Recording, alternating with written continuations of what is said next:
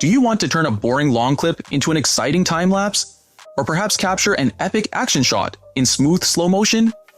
You do not need expensive cameras to control time. Today, I am going to show you exactly how to change video speed in Filmora 15.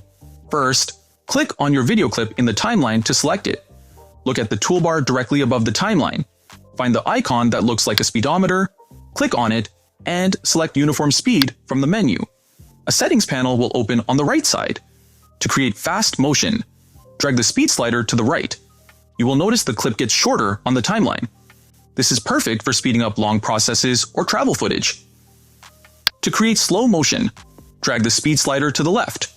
The clip will expand because it is now playing slower. Important: a more occur if you slow it down too much, the video might look choppy. To fix this, look for the AI frame interpolation setting below the slider. Change it to optical flow for a buttery, smooth result. Now, play back your video. You have completely transformed the energy of your scene.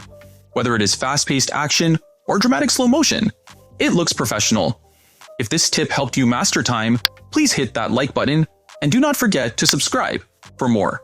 Filmora 15, Editing Secrets.